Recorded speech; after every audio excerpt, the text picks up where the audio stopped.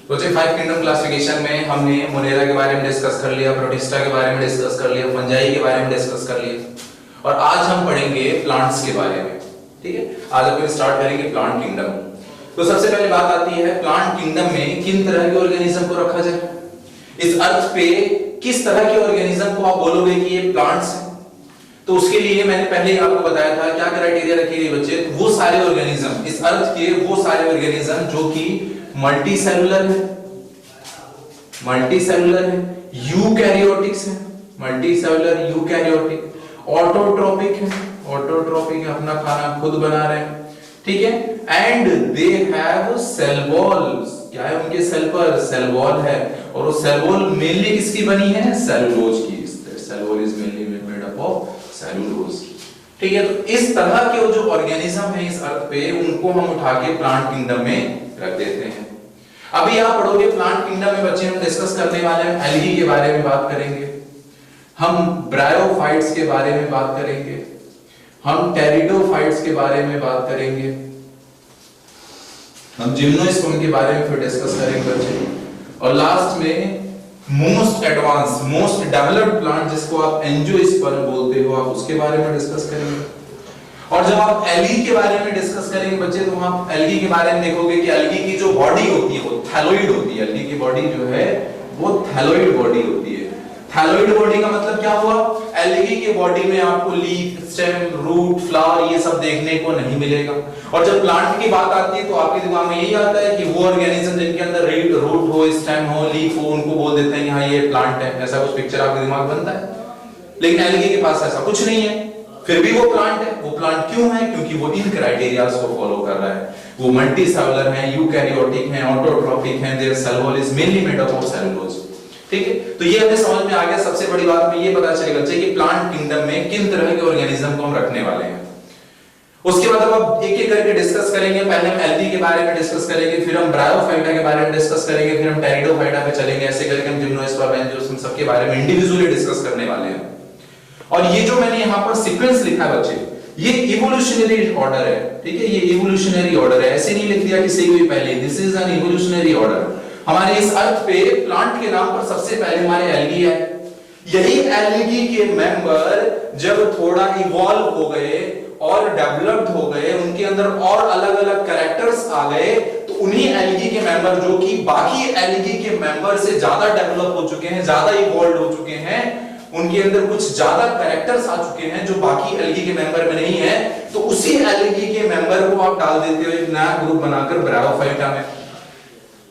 वो क्या क्या कैरेक्टर हैं जो एल्गी के अंदर मिलेंगे, वो क्या क्या कैरेक्टर हैं जो कि एल्गी के अंदर आ गए तो उसको आपने ब्रायोफाइटा में रख दिया, ये सब अभी हम डिस्कस करेंगे। ये तो हमें पढ़ना है इस पूरे चैप्टर में। फिर ये जो ब्रायोफाइट्स है बच्चे, ब्रायोफाइट्स के मेंबर ही जब और ज्यादा डेवलप हो जाएंगे, और ज्यादा इवॉल्व हो जाएंगे, उनके अंदर और भी मॉडिफिकेशंस हो जाएंगे, तो उन्हीं ब्रायोफाइटा के मेंबर को उठा के फिर आप टेरिडोफाइटा ग्रुप में डाल देंगे। आ रही बात समझ में? फिर टेरिडोफाइट के इवोल्यूशन से ही, टेरिडोफाइटा जो इन्हीं के इवोल्यूशन से ही, इन्हीं के एडवांसमेंट से आपके जिम्नोस्पर्म बने हैं, और जिम्नोस्पर्म ही इवॉल्व होके फिर आपके एंजियोस्पर्म बने। तो ये पूरा इवोल्यूशनरी ऑर्डर है बच्चे। कैसे इवोल्यूशन हुआ, कैसे हमारे आज के जो मॉडर्न मोस्ट एडवांस प्लांट जिसको आप एंजियोस्पर्म बोलते हो वो कैसे आए हैं, तो ये इनका सीक्वेंस है, ये इनका इवोल्यूशनरी ट्रेंड है पूरा। ठीक है, अब हम सबसे पहले बच्चे एल्गी के बारे में डिस्कस करेंगे। और जब आप एल्गी के बारे में डिस्कस करोगे तो अभी आप देखोगे एल्गी को फर्दर अभी हम क्लासिफाई करेंगे बच्चे 3 ग्रुप के अंदर। बोलेंगे ग्रीन एल्गी, ब्राउन एल्गी और रेड एल्गी। ठीक है, और इनमें भी ये जो रेड एल्गी है, ये रेड एल्गी, ये सबसे प्रिमिटिव एल्गी है। मतलब एल्गी में भी हमारे अर्थ पे सबसे पहले कौन आए, तो रेड एल्गी आई। और रेड एल्गी के बारे में जब मैं आपको बताऊंगा पूरा, अभी जब इंडिविजुअली रेड एल्गी के बारे में डिस्कस करेंगे तो हम देखेंगे बच्चे कि रेड एल्गी के मोस्ट ऑफ द कैरेक्टर किसके साथ मैच कर रहे हैं, तो साइनोबैक्टीरिया से। किससे? साइनोबैक्टीरिया, जिसको आप बोलते हो ब्लू ग्रीन एल्गी। ठीक है, साइनोबैक्टीरिया यानी ब्लू ग्रीन एल्गी हम जिसे बोल रहे हैं, तो हमारे इसके रेड एल्गी के मोस्ट ऑफ द कैरेक्टर जो है वो ब्लू ग्रीन एल्गी से मैच कर रहे हैं। यानी हमें समझ में आ गया कि ये जो आपके यूकैरियोट्स हैं, ये जो रेड एल्गी हैं, ये रेड एल्गी भी कहां से आए हैं, ये रेड एल्गी भी कहीं ना कहीं इधर ही से इनका इवोल्यूशन हुआ है। ठीक है, यही आपकी ब्लू ग्रीन एल्गी और मॉडिफाई हो गए और इवॉल्व हुए, तो फिर वो प्लांट्स किंगडम में आने स्टार्ट कर दिए, तो आपकी मोनेरा के ग्रुप ने। तो तो इस तरह से कहीं ना कहीं थोड़ा सा हमें आइडिया मिल गया कि इनका एल्गी का भी कैसे इवोल्यूशन हुआ, ये एल्गी भी कहां से आए। और जब हमने इवोल्यूशन चैप्टर पढ़ा वहां पर आपने बहुत अच्छे से डिस्कस किया बच्चे, इस अर्थ में सबसे पहले कौन आया, सबसे पहले प्रोकैरियोट्स आए। प्रोकैरियोट्स के अंदर सर्टेन म्यूटेशन, सर्टेन एडवांसमेंट हुआ, उन्हीं के अंदर कुछ म्यूटेशंस हुए, कुछ नए कैरेक्टर आए, तो वो यूकैरियोट में डेवलप हो गए। क्या हुआ, किस तरह का मॉडिफिकेशन, किस तरह का म्यूटेशन, वो हमारे लेवल पे डिस्कस नहीं की जा रही बातें है ना, हमसे डायरेक्ट बोल दिया जा रहा है कि प्रोकैरियोट्स के अंदर ही मॉडिफिकेशन हुआ, इवोल्यूशन हुआ, म्यूटेशन हुआ, तो उस म्यूटेशन की वजह से मेम्ब्रेन बाउंड सेल ऑर्गेनेल आना स्टार्ट हो गए, आपसे डायरेक्ट बोला जाता है। अरे बस हमें यानी सर ये कहीं ना कहीं ये पूरा इवोल्यूशनरी ऑर्डर है, और कैसे इवोल्यूशन हुआ मैंने आपको थोड़ा सा एक शॉर्ट में समझाने की कोशिश की यहाँ पर, जो कि अभी हम डिस्कस करेंगे पूरे डिटेल में। ठीक है, सबसे पहले अपन डिस्कस करेंगे बच्चे अपने एल्गी के बारे में बात करें। तो सबसे पहले बच्चे एल्गी के हम कॉमन जनरल फीचर की बात कर लेते हैं, जो कि ओवरऑल सबके लिए नियरली कॉमन है, सारी तरह की जो एल्गी हैं। फिर हम इंडिविजुअल एक एक डिस्कस करेंगे, हम ग्रीन एल्गी के बारे में बात करेंगे, ब्राउन एल्गी के बारे में बात करेंगे, रेड एल्गी के बारे में बात करेंगे। तो एल्गी की अगर बॉडी के बारे में बात करें तो इनकी जो प्लांट बॉडी होती है वो थैलोइड होती है। थैलोइड का मतलब क्या हुआ कि इनकी जो बॉडी होगी वो रूट, स्टेम, लीफ में डिफरेंशिएटेड नहीं होगी। इनकी बॉडी को आप देख के ये नहीं कहोगे कि देखो इनकी लीव्स हैं, ये इनकी रूट है, ये इनका स्टेम, ऐसा नहीं है। इनकी बॉडी में आपको ये सब डिफरेंशिएटेड नहीं मिलेगी, ठीक है, बल्कि एक थैलोइड बॉडी, थैलोइड मास मिलेगा इनकी बॉडी का आपको। अगर इनकी हैबिटेट की बात करें, कहां रह रहे हैं ये, तो ये आपको एक्वेटिक कंडीशन में देखने को मिलेगी, और दोनों तरह की कंडीशन में, फ्रेश वाटर में भी पाए जाएंगे आपको और मैरीन वाटर में भी देखने को मिलते हैं। इनकी जो प्लांट बॉडी है, इनकी जो सेल है, इनकी जो सेल है, सेल के ऊपर क्या है, सेल वॉल है। सर बिल्कुल सही बात है, पहले बताया था ये तो प्लांट का फीचर है, प्लांट किंगडम में रहने के लिए ये तो एक कैरेक्टरिस्टिक फीचर है कि सेल वॉल, कि cell is covered by cell wall. तो इनकी जो ये सेल वॉल है वो सेल वॉल मेनली किसकी बनी होती है, सेलुलोज एंड पैक्टिन की बनी हुई सेल वॉल होती है इनकी। इसके अलावा आपको अलग-अलग एल्गी के अंदर अलग-अलग और भी केमिकल देखने को मिलेंगे। इनकी सेल वॉल में आपको सेलुलोज मिलेगा, ग्लाइकेंस मिलेगा, मैनिन्स मिलेंगे, है ना, कुछ मिनरल्स मिलेंगे, जैसे कैल्शियम कार्बोनेट हो गए। तो ये भी सब आपको इनकी सेल वॉल में देखने को मिल रहा है, ठीक। उसके बाद अगर हम बात करें इनकी जो सेल वॉल है, जो ये सेल हो गई, सेल के चारों तरफ इनकी सेल वॉल हो गई, इस सेल वॉल के ऊपर भी एक म्यूसिलेजिनस शीथ देखने को मिलती है। यहाँ पर इनके सेल वॉल के ऊपर आपको म्यूसिलेजिनस शीथ देखने को मिलेगी, पॉलीसेकेराइड लेयर मिलेगी, ठीक है। और ये जो म्यूसिलेजिनस शीथ है, ठीक है, ये इनको स्लिपरी सरफेस प्रोवाइड करती है, एल्गी को स्लिपरी सरफेस प्रोवाइड करती है। तो एल्गी घर में ना काई लग जाती है, घरों में काई लग जाती है जहाँ पानी रह रहा है, तो वो जो आपको वहां जो काई लग गई है ना, स्लिपरी सरफेस हो गया, पैर फिसल जा रहा है, उस पे एल्गल ग्रोथ हो जा रही है ना, तो वो क्यों स्लिपरी सरफेस क्यों आ रहा है, due to this mucilaginous covering. इनकी जो म्यूसिलेजिनस कवरिंग है ये स्लिपरी सरफेस प्रोवाइड कर रही है वो, अच्छे ना। तो ये बात हो गई इनके सेल वॉल के बारे में बात कर ली हमने। और अभी हमने देखा था एल्गी क्या है, प्लांट है, और प्लांट जो होते हैं ऑटोट्रॉपिक होते हैं। तो ये एल्गी भी आपके क्या है, दे आर फोटो ऑटोट्रॉपिक, ठीक है। इनका नेचर न्यूट्रिशन की बात करेंगे तो दे आर फोटो ऑटोट्रॉपिक, और फोटो ऑटोट्रॉपिक होने के साथ साथ और अगर इंपॉर्टेंस इनके देखें हम, हमारे अर्थ की जो half of the CO2 fixation है, half of the CO2 fixation जो है वो हमारी एल्गी कर रही है, ठीक है। तो half of the CO2 fixation जो है वो एल्गल फोटोसिंथेसिस के थ्रू हो रहा है, हमारी एल्गी फिक्सेशन कर रही है हमारे अर्थ के। अपनी एल्गी के अंदर जब रिप्रोडक्शन की बात करें बच्चे, तो हमें तीनों तरह का रिप्रोडक्शन देखने को मिलेगा, vegetative reproduction, asexual reproduction, sexual reproduction, तीनों तरह से रिप्रोड्यूस कर रहे हैं लोग। वेजिटेटिव रिप्रोडक्शन कैसे हो रहा है सर, बाय फ्रेगमेंटेशन। तो जो आपकी फिलामेंटस एल्गी होती है, एल्गी कई सारे फॉर्म में मिलती हैं सर, कॉलोनियल फॉर्म में है, फिलामेंटस फॉर्म में है, तो ये जो आपकी फिलामेंटस एल्गी होती है उनका जो फिलामेंट है वो कई सारे फ्रेगमेंट में टूट जाता है, फिर हर एक फ्रेगमेंट से आपकी एक नई एल्गी बन जाती है। This is called fragmentation. तो ये सेक्सुअल रिप्रोडक्शन की बात करें बच्चे, तो ये कैसे कर रहे हैं, bye formation of the asexual spores, जू स्पोर बना रहे हैं, प्लेनोस्पोर्स बना रहे हैं, हिप्नोस्पोर्स बना रहे हैं, काइनिक फॉर्मेशन कर रहे हैं।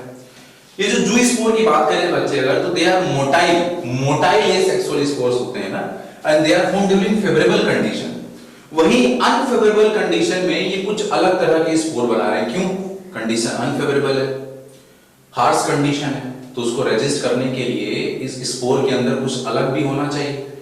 तो ये लोग अनफेवरेबल कंडीशन में थिक वॉल्ड है ना बच्चे, thick walled non motile spores बना रहे हैं ना। और ये आपके एप्लेनोस्पोर हो गया, हिप्नोस्पोर हो गया, ये सब आपके क्या है, thick walled non motile spore है बच्चे, जो कि अनफेवरेबल कंडीशन में बन रहे हैं ताकि उस अनफेवरेबल कंडीशन में अपने आप को सस्टेन रख सकें वो। ये जू इसको नहीं रख पाएगा, क्यों? क्योंकि वो थिक वॉल्ड नहीं है, इसलिए इसको फेवरेबल कंडीशन बनाया जा रहा है।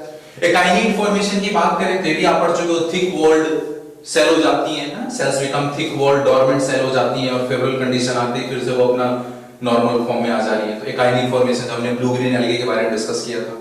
तो ये सब अनफेवरेबल कंडीशन में बनाए जा रहे हैं।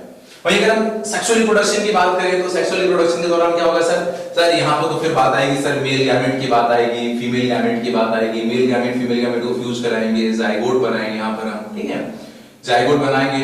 और इस मेल गैमेट को बनाने के लिए हम मेल सेक्स ऑर्गन के बारे में बात करेंगे, फीमेल गैमेट को बनाने के लिए फीमेल सेक्स ऑर्गन के बारे में बात करेंगे। तो ये सब हम डिस्कस करते हैं आगे बच्चे। हम सेक्सुअल रिप्रोडक्शन के बारे में थोड़ा डिटेल में डिस्कस करते हैं। सेक्सुअल रिप्रोडक्शन की अगर बात करें बच्चे तो यहाँ पर सबसे पहले में सेक्स ऑर्गन के बारे में बात करना पड़ेगा। तो इनके जो सेक्स ऑर्गन होते हैं, हमारे जो एल्गी हैं, इनके सेक्स ऑर्गन जो है बच्चे, दे आर यूनिसेलुलर एंड जैकेटलेस। बिल्कुल सही बात है सर, क्योंकि अभी अभी ये जो आपके एल्गी जो हैं, एल्गी भी मैंने बताया रेड एल्गी कहाँ से बनकर आया है, कहीं ना कहीं आपके मोनेरा जो है जो आपकी साइनोबैक्टीरिया है उन्हीं की इवोल्यूशन से हुआ है कहीं ना कहीं, है ना। तो उनके अंदर तो सेक्सुअल रिप्रोडक्शन नाम की चीज होती ही नहीं है, वेल डेवलप्ड सेक्सुअल रिप्रोडक्शन उनके अंदर तो होता ही नहीं। आपने पढ़ा था कंजुगेशन और सारी चीजें पढ़ी थी, वहां पर होता है। तो यहाँ पर सबसे पहले अगर सेक्सुअल रिप्रोडक्शन देखने को मिल रहा है तो यहाँ पर सारी चीजें प्रिमिटिव होंगी। तो इनके जो सेक्स ऑर्गन है वो भी वेल डेवलप्ड नहीं है, दे आर यूनिसेलुलर एंड जैकेटलेस। लेकिन वही हमारे कुछ ऐसे भी एल्गी हैं जिनके अंदर सेक्स ऑर्गन जो है वो मल्टी सेलुलर और जैकेटेड होते हैं। तो ये बिल्कुल कुछ अलग बात नहीं है यहाँ पर, क्योंकि अभी एल्गी के बाद आप ब्रायोफाइटा के बारे में बात करोगे। और मैंने बोला कि सब ये इवोल्यूशन का ऑर्डर है, एल्गी से ही ब्रायोफाइट इवॉल्व हुए हैं, ब्रायोफाइट के इवोल्यूशन से टेरिडोफाइट बने हैं। और ब्रायोफाइट्स के अंदर आपको सेक्स ऑर्गन मल्टी सेलुलर और जैकेटेड ही दिखेंगे। सारे ब्रायोफाइट्स के जो सेक्स ऑर्गन होते हैं वो मल्टी सेलुलर और जैकेटेड होते हैं। और होना भी चाहिए सर, इवोल्यूशन जब चल रहा है तो सारी चीजें मॉडिफाई होनी चाहिए, ज्यादा वेल डेवलप्ड होनी चाहिए। तो ये जो कैरा है, इनका जो मेंबर है, हमारे ग्रीन एल्गी का मेंबर है कैरा, है ना। अब तो अभी एल्गी पढ़ो, डायरेक्ट आप केवल एल्गी के बारे में बात कर रहे हैं, हमने इनके इंडिविजुअल ग्रुप्स के बारे में डिस्कस नहीं किया अभी। तो ये हमारी जो कैरा है वो एक एल्गी है जिसके अंदर सेक्स ऑर्गन जो कैसा है आपका मल्टी सेलुलर और जैकेटेड है। ऐसा क्यों है सर? ये सब इवोल्यूशन की देन है सर। अभी इसके अंदर बाकी सारी चीजें भी वेल डेवलप हो जाएंगी तो इसको यहां से उठाकर आगे वाले ग्रुप में डाल देंगे, कोई बड़ी बात नहीं है, ठीक है। और इनके मेल सेक्स ऑर्गन को हम ग्लोब्यूल बोल रहे हैं और फीमेल सेक्स ऑर्गन को न्यूक्यूल बोल रहे हैं, ठीक है। यहां पर आपसे एक क्वेश्चन ये पूछा जाता है कि पोजीशन का क्वेश्चन पूछा जाता है। तो इनका जो मेल सेक्स ऑर्गन होता है बच्चे, ग्लोब्यूल जो मेल सेक्स ऑर्गन है वो फीमेल सेक्स ऑर्गन के नीचे होता है। फीमेल सेक्स ऑर्गन ऊपर रहती है और female sex organ, male sex organ जो है इसकी पोजीशन जो है just beneath, just below the female sex organ, ठीक है। और इसका डायग्राम हमारी एनसीईआरटी भी बनाती है, हमारी एनसीईआरटी में भी इसका डायग्राम बना हुआ है। तो आपको बस इतना याद रखना है कि एल्गी जो है वो प्रिमिटिव प्लांट है। प्रिमिटिव प्लांट है मतलब बहुत पिछड़े हैं। पिछड़े क्यों हैं? क्योंकि उनके अंदर जो फीमेल है वो डोमिनेट कर रही है। ऐसे याद रखो आपको, फीमेल जो है डोमिनेट कर रही है, फीमेल मेल के ऊपर चढ़ी हुई है, इसलिए ये लोग कुछ कर नहीं पा रहे हैं। ऐसे करके आप देखिए, कुछ ज्यादा इसमें दिमाग में लगाएंगे, डायरेक्ट बस याद रखने के लिए बता रहा हूँ आपको, प्रिमिटिव नाम से याद रख लेंगे सारी चीजों को, ठीक है। तो इनके जो फीमेल है वो मेल के ऊपर है, ठीक है। इस तरह से इनकी पोजीशन होगी। डायग्राम अभी मैं दिखाता हूँ आपको एनसीईआरटी में। वहीं अगर मैं बात करूं हमारे जो ओवरऑल बाकी जो एल्गी की बात करेंगे, इनके जो मेल सेक्स ऑर्गन है उसको हम बोल रहे हैं antheridium and female sex organ को हम बोल रहे हैं ब्लूगोनियम। और इनका ये जो मेल सेक्स ऑर्गन है जो एंथ्रीडियम है, एंथ्रीडियम क्या करेगा? वो बनाएगा मेल गैमेट। एंथ्रीडियम बनाएगा मेल गैमेट। कैसे बनाएगा? तो सर ये हमारी जो एल्गी है, एल्गी की जब बॉडी आप देखोगे तो एल्गी की बॉडी बच्चे हैप्लॉइड होती है। एल्गी की बॉडी कैसी है? हैप्लॉइड है। यानी इनके सेक्स ऑर्गन भी क्या होंगे? वो भी हैप्लॉइड होंगे। और कोई अगर हैप्लॉइड है तो वो गैमेट कैसे बना सकता है? माइटोसिस से। हैप्लॉइड ऑर्गेनिज्म गैमेट कैसे बनाते हैं? माइटोसिस से। तो इनका जो मेल सेक्स ऑर्गन है इसके अंदर माइटोसिस होगी तो उससे बन जाएगा male gamete. Female sex organ के अंदर माइटोसिस हो रही है तो इससे बन जाएगी क्या चीज? फीमेल गैमेट, ठीक है। और ये मेल गैमेट फीमेल गैमेट दोनों फ्यूज करेंगे, फर्टिलाइजेशन होगा। और इनके फ्यूजन से, फर्टिलाइजेशन से क्या बन जाएगा? जाइगोट बनेगा। वेरी गुड, जाइगोट बनेगा। ये जाइगोट कैसा होगा? ये जाइगोट होगा डिप्लॉइड। ये जाइगोट कैसा है? ये डिप्लॉइड जाइगोट है यहाँ पर। और जैसे ही ये जाइगोट बनेगा, इस जाइगोट के बनते ही इस जाइगोट के अंदर पहली डिवीजन ही मियोसिस होती है बच्चे। इसके अंदर पहली डिवीजन ही क्या हो रही है? मियोसिस। और मियोसिस होते ही फिर हैप्लॉइड फेज आ जाती है लाइफ की। और ये जैसे जाइगोट के अंदर मियोसिस होगा, इससे जो सेल बनेंगी वो हैप्लोइड सेल बन जाएंगे। ठीक है, तो इसलिए बोलते हैं हमारे इनके एल्गी के अंदर क्या होता है, एम्ब्रियो का फॉर्मेशन नहीं हो रहा है, embryo formation is not there, embryo is not formed.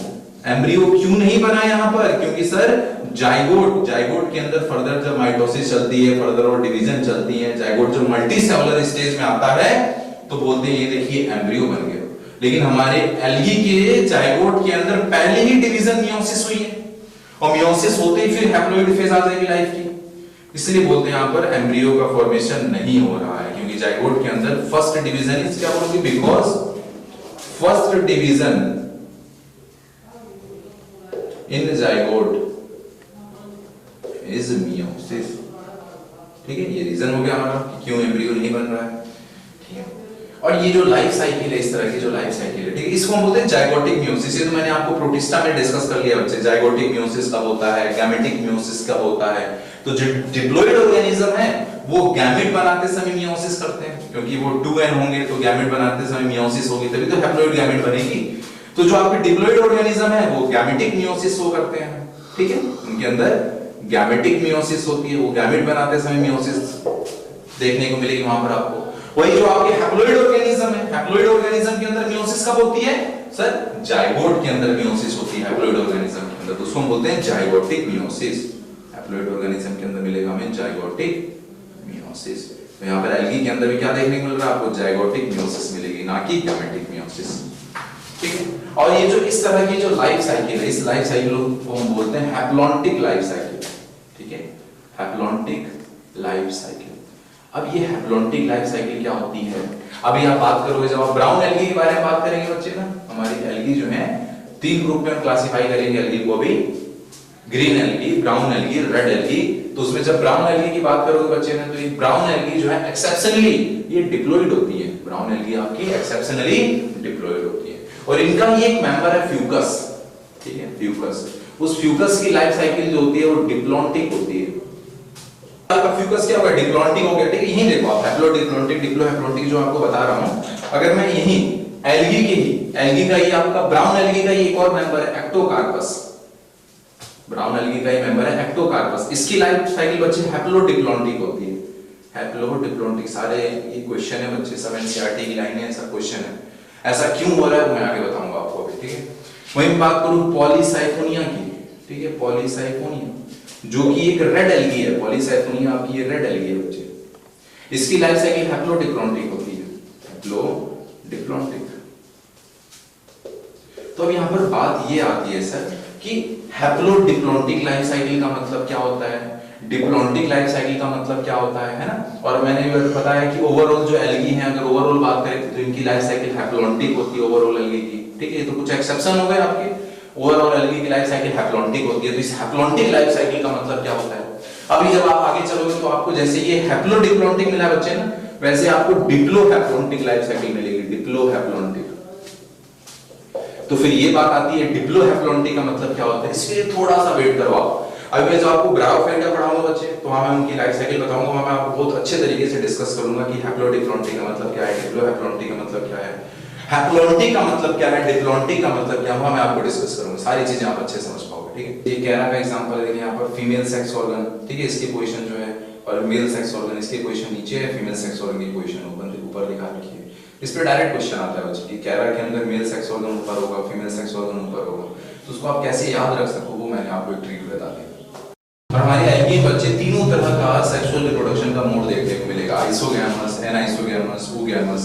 हमने प्रोटिस्टा जब पढ़ा वहां डिस्कस किया। आइसोगैमस में क्या होता है सर, जो मेल और फीमेल गैमेट होती है मॉर्फोलॉजिकली सिमिलर होती है, सेम साइज स्ट्रक्चर में। वहीं अगर हम बात करें अपने एनाइसोगैमस में क्या होता है सर, जो मेल और फीमेल गैमेट होती हैं वो मॉर्फोलॉजिकली डिसिमिलर होती हैं।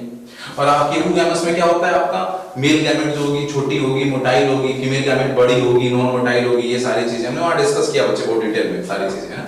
तो आइसोगैमस कंडीशन अगर देखें तो chlamydomonas, debaryanum, ectocarpus, ulothrix, spirogyra, cladophora, इनके अंदर हमें आइसोगैमस कंडीशन देखने को मिलती है। एनाइसोगैमस कंडीशन में क्लेमाइडोमोनास, ब्राउनी, यूडोराइना।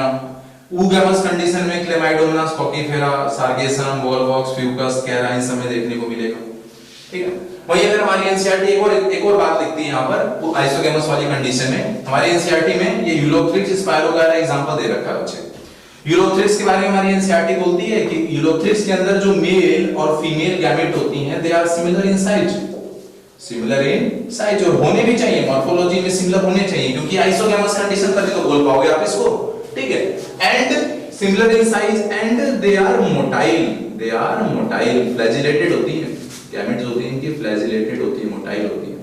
वहीं जब आप बात करते हो स्पायरोगायरा की, स्पायरोगायरा के बारे में लिखा हुआ है कि इनकी जो मेल और फीमेल गैमेट होती हैं they are also similar in size, very good, सही बात है सर, सिमिलर इन साइज होना भी चाहिए क्योंकि they are showing isogamous condition, but non flagellated, क्या लिखा उन्होंने, but non flagellated and non motile, ये बात यहां पर आती है।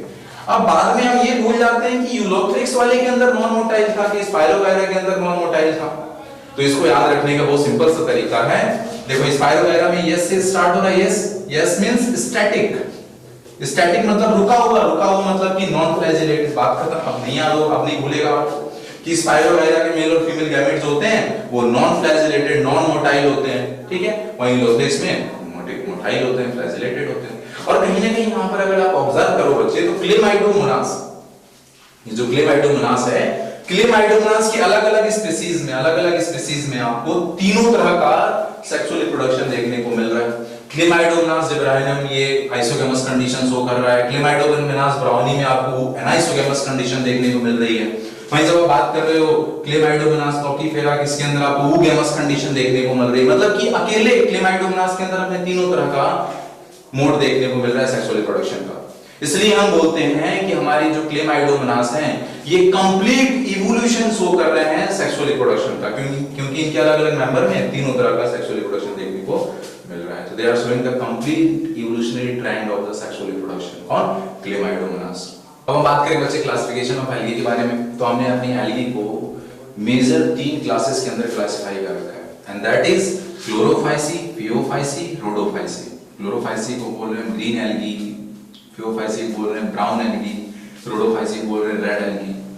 अब आपसे क्वेश्चन पूछा जाता है, एक तो क्वेश्चन आते हैं इंडिविजुअली इनके बारे में, red green algae, brown algae, red algae के बारे में, और दूसरा क्वेश्चन आपसे पूछा जाएगा यहाँ पर बेसिस ऑफ क्लासिफिकेशन, किस बेसिस पर आपने एल्गी को 3 ग्रुप में क्लासिफाई किया बच्चे। तो यहाँ पर जो मेन बेसिस हमने लिया है that is photosynthetic pigment. Main basis जो है क्लासिफिकेशन का वो है फोटोसिंथेटिक पिगमेंट। इसके अलावा कुछ और भी कैरेक्टर हम लोगों ने देखे, जैसे कि सेल वॉल कंपोजिशन कैसा है, स्टोर्ड फूड कैसा है, ये भी आपने क्लासिफाई करते समय एक बेसिस लिया क्लासिफिकेशन का, ठीक है। लेकिन अगर आपसे पूछा जाए मेन बेसिस फॉर क्लासिफिकेशन तो आप बोलोगे फोटोसिंथेटिक पिगमेंट। अब इसको कैसे पूछा जा सकता है आप समझने की कोशिश करो। मान लो अगर क्वेश्चन आ गया कि alga are classified in 3 group on the basis of, है ना, ऑन द बेसिस ऑफ, पहला ऑप्शन रहेगा आपका फोटोसिंथेटिक पिगमेंट, दूसरा ऑप्शन रहेगा सेल वॉल कंपोजिशन, तीसरा ऑप्शन रहेगा स्टोर्ड फूड, है ना, और चौथा ऑप्शन रहेगा मान लो कुछ और समथिंग एल्स दे दिया इन्होंने, कुछ भी दे दिया on the basis of sexual reproduction, मान लो दे दिया on the basis of sexual reproduction. तो आपको वहां पर टिक करना पड़ेगा फोटोसिंथेटिक पिगमेंट के बेसिस पर। आ रही बात समझ में, क्योंकि मेन जो बेसिस है क्लासिफिकेशन का दैट इज फोटोसिंथेटिक पिगमेंट। अगर वही आपका दूसरा क्वेश्चन मान लो ऐसे बोल दिया जाए कि alga are classified on the basis of photosynthetic pigment, cell wall composition, stored food, all of the above, तो फिर आप यहां पर टिक करोगे ऑल ऑफ द अबव, ठीक है। ये इंपॉर्टेंस है बच्चे इस लाइन का जो हमने सीखा है, ठीक है। तो अब हम एक एक करके इंडिविजुअली अपने ग्रीन एल्गी के बारे में डिस्कस करेंगे, ब्राउन एल्गी के बारे में डिस्कस करेंगे, फिर हम रेड एल्गी के बारे में डिस्कस करेंगे। यही मैं आपको बता दूं, अगर मैं इवोल्यूशनरी ऑर्डर की बात करूं तो सबसे प्रिमिटिव, सबसे एंशिएंट जो आपकी एल्गी है दैट इज रेड एल्गी, सबसे पुरानी एल्गी रेड एल्गी, और सबसे मोस्ट एडवांस जो आपकी एल्गी है वो आपकी ग्रीन एल्गी है, ठीक है। ये सबसे एडवांस एल्गी है, सबसे प्रिमिटिव एल्गी है। लेकिन सबसे पहले अपन डिस्कस करेंगे ग्रीन एल्गी के बारे में, फिर ब्राउन एल्गी के बारे में, फिर रेड एल्गी के बारे में। इससे कुछ चीजें हमारी आसान हो जाएंगी। चलिए सबसे पहले हम बात करेंगे अपने ग्रीन एल्गी के बारे में। और जो तीनों हमारी एल्गी हैं, green algae, brown algae, red algae, इनके सबसे पहले हम उन फीचर्स के बारे में बात करेंगे बच्चे जिनके बेसिस पर आपने इनको क्लासिफाई किया, जिनसे डायरेक्ट क्वेश्चन आते हैं आपके। तो सबसे जो मेन बेसिस है that is the photosynthetic pigment. आपने ग्रीन एल्गी की अगर बात करें तो इनके अंदर क्लोरोफिल की अगर बात करें तो क्लोरोफिल ए और बी देखने को मिलेगा, कैरोटीन, बीटा कैरोटीन मिलेगा, ज़ैंथोफिल, ल्यूटियोजेंथिन और वायलोजेंथिन देखने को मिलेगा। और ये ज़ैंथोफिल्स होते हैं बच्चे, ये इनकी बॉडी को येलो कलर प्रोवाइड करते हैं, ठीक है, येलो कलर, ये xanthophyll are yellow coloured pigments. तो ये हो गए इनके फोटोसिंथेटिक पिगमेंट। इसके बाद अभी आप बात करने वाले हो ब्राउन एल्गी के बारे में, फिर हम बात करेंगे रेड एल्गी के बारे में। तो ब्राउन एल्गी के अंदर आप देखेंगे बच्चे, उनका जो क्लोरोफिल है, उनके अंदर आपको यहाँ पर ग्रीन एल्गी के अंदर आपको क्लोरोफिल ए और बी देखने को मिला, ब्राउन एल्गी के अंदर आपको क्लोरोफिल ए एंड सी देखने को मिलेगा। फिर आप बात करोगे रेड एल्गी के बारे में, तो रेड एल्गी के अंदर आपको क्लोरोफिल ए एंड डी देखने को मिलेगा, ठीक है। और ये बीटा कैरोटीन सबके पास मिल रहा है, कैरोटीनॉइड्स जो हैं बीटा कैरोटीन और सबके अंदर मिलेगा आपको, चाहे वो ब्राउन एल्गी हो, चाहे वो रेड एल्गी हो, चाहे वो ग्रीन एल्गी हो, ठीक है। तो यहाँ पर यही से क्वेश्चन तैयार हो गया, आपको याद रखने की जरूरत नहीं पड़ेगी अब कि कौन सा क्लोरोफिल किसके पास है, ठीक है। क्लोरोफिल आपका green algae, brown algae, red algae, sequence आपको याद रहता है। और ये पता चल गया ग्रीन एल्गी के अंदर क्लोरोफिल ए भी है, फिर ए सी, फिर ए डी, सीक्वेंस बना हुआ है पूरा। और कहीं ना कहीं आप देख रहे हो बच्चे, क्लोरोफिल ए है ना, ये क्लोरोफिल ए हो गया, क्लोरोफिल ए हो गया, क्लोरोफिल ए हो गया। बीटा कैरोटीन यहां पर भी मिलेगा, बीटा कैरोटीन ब्राउन एल्गी में भी मिलेगा, बीटा कैरोटीन रेड एल्गी में भी मिलेगा। तो ये जो क्लोरोफिल ए और बीटा कैरोटीन जो हो गए, ये दोनों जो पिगमेंट हैं, they are universal pigment, they are universal pigment in photosynthetic autotrophic organism. आएगा समझ? यहां पर भी सबके अंदर देखने को मिल रहा है आपको, कॉमन है ये पिगमेंट्स आपके। चलिए इनकी अगर हम सेल वॉल की बात करें, तो हमारी ग्रीन एल्गी के अंदर रिजिड सेल वॉल देखने को मिलती है, they have rigid cell wall. और ये कैसे बनी है, इसका स्ट्रक्चर अगर देखें तो this cell wall have inner layer of cellulose and outer layer of pectose. और इसको याद करते करते हम पागल हो जाते हैं, और डायरेक्ट क्वेश्चन आता है कि their cell wall have inner layer of cellulose, outer layer of pectose, या फिर inner layer of pectose, outer layer of cellulose, ऐसे करके आपको कंफ्यूज करेगा वो। तो रटने की जरूरत ही नहीं है ना। सबसे पहली लाइन आपको याद है कि रिजिड सेल वॉल होती है, ग्रीन एल्गी जो है इनके अंदर रिजिड सेल वॉल होती है। और जब रिजिड सेल वॉल है तो कैसे रिजिड होगी, आउटर सेलुलोज लगाएं कि पैक्टोज लगाएं? सर पैक्टीन बाहर लगाइए तभी रिजिड हो पाएगा। आगे बात समझ में, ऐसे याद रखोगे आप। यहां पर हमें समझ में आ गया बच्चे सेल वॉल के बारे में भी, कि they have a inner layer of cellulose and outer layer of pectose. क्यों है? Because they have rigid cell wall. Rigid cell wall कैसे बनी ये हमने देखी। चलिए नेक्स्ट हमारा जो था दैट वाज स्टोर्ड फूड, की खाना किस फॉर्म में स्टोर कर रहे हैं। तो जब most of the green algae को हम देखते हैं बच्चे, तो most of the green algae starch की फॉर्म में फूड स्टोर कर रहे हैं, और कुछ जो आपकी ग्रीन एल्गी वो ऑयल ड्रॉपलेट्स की फॉर्म में भी फूड स्टोर करते हैं। लेकिन मेनली कैसे स्टोर कर रहे हैं? Mainly in the form of starch. इनकी क्लोरोप्लास्ट की जब देखोगे, क्लोरोप्लास्ट के अंदर आप देखेंगे तो क्लोरोप्लास्ट के अंदर कुछ और स्टोरेज बॉडी देखने को मिलेंगी, इनको बोलते हैं pyrenoids. Pyrenoids they are present in the chloroplast, ये भी स्टोरेज बॉडी है। पाइलिनोइड्स क्या होते हैं? तो they are protein beside starch, ठीक है। They are not only starch but they are protein beside starch, pyrenoids body. ये भी स्टोरेज फूड है, स्टोरेज फूड का फॉर्म में हो गया पाइलिनोइड आपका। चलिए ये तो हमारी बात हो गई इनके जनरल फीचर में, जिसके बेसिस पर आपने इनको क्लासिफाई किया है। और यहां पर ये जो आपने बेसिस देखा बच्चे, फोटोसिंथेटिक पिगमेंट की बात की, सेल वॉल की बात की, और इनके स्टोर्ड फूड की बात की, इनका ये जो तीनों फीचर है, ये जो आज के हमारे मोस्ट डेवलप्ड प्लांट है, हायर प्लांट है, उनके जैसा है, ठीक है। इसलिए हम बोलते हैं they are similar to the higher plant. हमारी जो ग्रीन एल्गी इनको हम बोलते हैं they are similar to the higher plant. कोई आपसे पूछे ऐसा क्यों बोला आपने, why they are similar to higher plant, क्यों सिमिलर है? तो रीजन देखिए, because on the basis of pigment, जो पिगमेंट्स है बच्चे, क्लोरोफिल हो गया, बी हो गया, carotenoids, they are similar to the higher plant. इनके अंदर जो स्टोर्ड फूड है स्टार्च की फॉर्म में स्टोर कर रहे हैं, ये भी हायर प्लांट का जैसे हो गया। सर सेल वॉल की बात करेंगे तो इनकी सेल वॉल सेलुलोज और पैक्टिन की बनी है, हायर प्लांट के अंदर भी सेल वॉल मेनली सेलुलोज और पैक्टिन की आपको देखने को मिलेगी। तो ये तीनों बेसिस पे, on the basis of stored food, on the basis of pigments, on the basis of cell wall, they are similar to the higher plant, ठीक। और ये जो हमने जनरल फीचर यहां पर देखे बच्चे, इनके बेसिस पे, ठीक है, on the basis of photosynthetic pigment that is chlorophyll A और A, B and carotenoids, on the basis of stored food जो कि स्टार्च है इनके पास, on the basis of cell wall जो कि सेलुलोज और पैक्टिन की बनी सेल वॉल है। इन कैरेक्टर्स की बेसिस पे हमारे जो ग्रीन एल्गी हैं they are much more similar to higher plants. अभी हम हायर प्लांट्स के बारे में डिस्कस करेंगे तो उनके अंदर भी यही फोटोसिंथेटिक पिगमेंट देखने को मिलेंगे, वो भी स्टार्च की फॉर्म में ही फूड को स्टोर कर रहे हैं। उनके अंदर भी सेल वॉल जो है सेलुलोज और पैक्टिन की बनी हुई है। तो on the basis of this character, ये जो कैरेक्टर इनके बेसिस पे हमारे जो ये ग्रीन एल्गी है they are much more similar to the higher plant. इसीलिए हम बोलते हैं कि हमारी जो ग्रीन एल्गी है they are considered as the ancestor of the higher plant. इनको हायर प्लांट का एंसेस्टर माना जा रहा है, ठीक है। एंड बिकॉज ऑफ दिस, आप जब इनको ancestor of the higher plant बोल रहे हो मतलब क्या है कि हायर प्लांट इन्हीं के बाद इवॉल्व होकर आए हैं, इसीलिए इनको ग्रीन एल्गी को हम बोल देते हैं, they are the most advanced algae, most advanced algae बोल रहे हैं इनको हम, ठीक है। अगर इनके हैबिटेट की बात करें बच्चे, कहां पाए जा रहे हैं ये, तो ये आपको हर एक कंडीशन में देखने को मिलेंगे। ये आपको फ्रेश वाटर में भी दिख जाएंगे, या आपको ब्रैकिश वाटर में भी दिख जाएंगे। ब्रैकिश वाटर मतलब क्या होता है सर, वो पानी जो ना तो पूरी तरह से फ्रेश है, ना ही पूरी तरह से सॉल्टी है ना, पूरी तरह से सॉल्टी भी नहीं कह पा रहे आप उसको, पूरी तरह से फ्रेश भी नहीं कह पा रहे।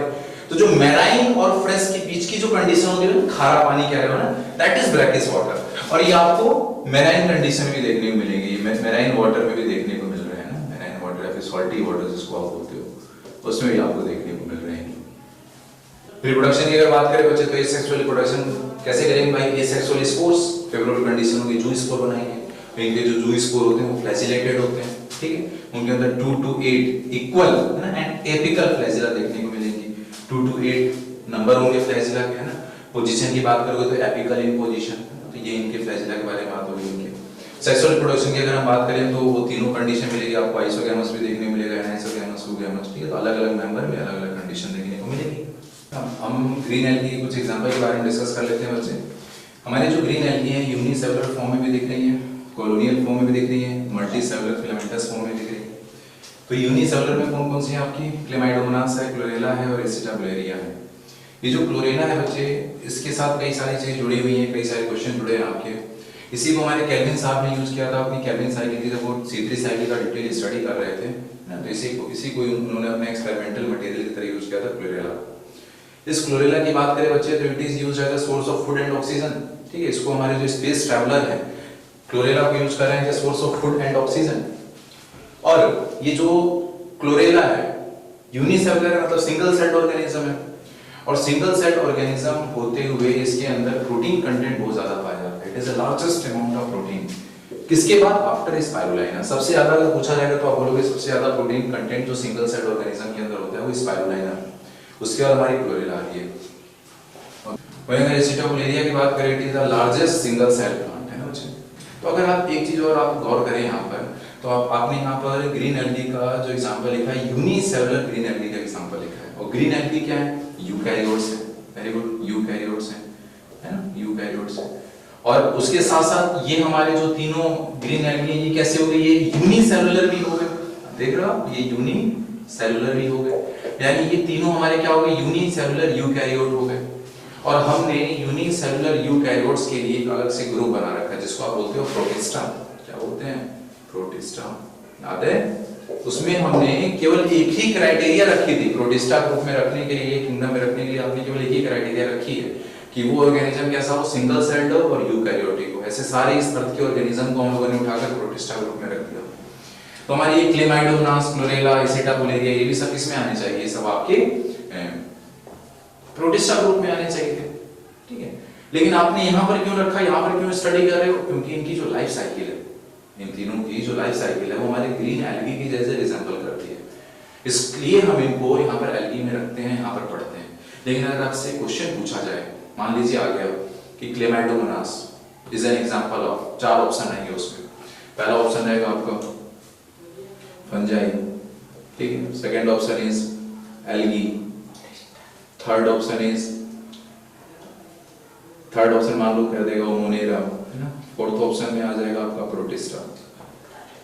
तो फिर आपको वहां पर एल्गी टिक ना करके प्रोटिस्टा टिक करना है, ये इंपॉर्टेंस है यहाँ पर बच्चा, है, क्योंकि ये सिंगल सेल्ड ऑर्गेनिज्म है, सिंगल सेल्ड यूकैरियोट है, तो इनको आपको प्रोटिस्टा में ही रखना है, ठीक है। लेकिन यहाँ पर स्टडी क्यों किया, because their life cycle is similar to that, इसलिए आपने यहाँ पर स्टडी किया इनको। तो ये बहुत ही इंपॉर्टेंट क्वेश्चन हमारा बन जाता है यहाँ पर, ठीक है। नेक्स्ट हमारे हैं ग्रीन एल्गी जो कि कॉलोनीज बनाकर रह रहे हैं, कॉलोनियल फॉर्म में रह रहे हैं। तो इसमें एग्जांपल है वॉलवॉक्स, और इस वॉलवॉक्स की कॉलोनी की जब हम बात करेंगे तो इसकी कॉलोनी के अंदर फिक्स्ड नंबर ऑफ ऑर्गेनिज्म देखने को मिलेंगे, फिक्स्ड नंबर ऑफ ऑर्गेनिज्म देखने को मिलेंगे इनकी कॉलोनी में। और ऐसी कॉलोनी जिसके अंदर फिक्स्ड नंबर ऑफ ऑर्गेनिज्म होते हैं, ऐसी कॉलोनी को हम बोलते हैं सिनोबियम कॉलोनी, ठीक है, सिनोबियम बोलते हैं ऐसी कॉलोनी को। वहीं अगर बात करें कुछ हमारी जो ग्रीन एल्गी है मल्टी सेलुलर फिलामेंटस फॉर्म में रह रही है, जैसे कि यूरोथ्रिक्स हो गया, स्पाइरोगाइरा हो गया, आपकी मल्टी सेलुलर फिलामेंटस फॉर्म में, ठीक है। इसके अलावा हमारा एक और एग्जांपल है इसमें कैरा, है ना, कैरा वो भी आपकी ग्रीन एल्गी होती है, ठीक है। कुछ यहाँ पर हमारे ग्रीन एल्गी ऐसे भी हैं बच्चे जो कि पैरासिटिक फॉर्म में रह रहे हैं, जैसे आपकी सिफेलरस अलगा हो गई। ये जो सिफेलरस अलगा है बच्चे, इट इज अ पैरासिटिक अलगा। ये पैरासिटिक अलगा हो गई, ये पैरासिटिक फॉर्म में रह रही है किसके ऊपर? On T plant. और क्या कॉज करती है वहां पर? ये टी प्लांट में रेड रस्ट डिजीज कॉज करती है। तो सिफेलरस अलगा में ऐसी अलगा मिलेगी जो कि पैरासिटिक फॉर्म में रह रही है। ये कुछ एग्जांपल हो गए जो हमसे पूछे जाते हैं हमारे ग्रीन एल्गी के। अब हम बात कर लेते हैं बच्चे अपने ब्राउन एल्गी के बारे में। तो ब्राउन एल्गी में भी सबसे पहले हम उन फीचर्स के बारे में बात करेंगे जिसके बेसिस पर आपने ब्राउन एल्गी को एक नया ग्रुप बनाया, क्लासिफाई किया है। तो उसमें सबसे पहला क्या आपका फोटोसिंथेटिक पिगमेंट। तो इनके अंदर सर क्लोरोफिल की अगर बात करें तो क्लोरोफिल ए और सी देखने को मिलेगा हमें। कैरोटीन की अगर हम बात करें तो बीटा कैरोटीन मिलेगा हमें। ज़ैंथोफिल की बात करें तो मेनली फ्यूकोजेंथिन है यहाँ पर, इनके अंदर मेनली फ्यूकोजेंथिन पाया जाता है। ओवरऑल अगर देखें तो ज़ैंथोफिल जो होते हैं वो येलो कलर प्रोवाइड करते हैं, ठीक है, येलो कलर्ड होते हैं, तो येलो कलर प्रोवाइड कर रहे हैं बॉडी को प्लांट की। लेकिन ये जो फ्यूकोजेंथिन होता है बच्चे, ये ब्राउन कलर प्रोवाइड करता है, it is providing the brown colour. इसीलिए ये हमारे जो ब्राउन एल्गी है वो ब्राउन है। क्यों? क्योंकि इनके अंदर फ्यूकोजेंथिन जो है बहुत लार्ज अमाउंट में पाया जा रहा है।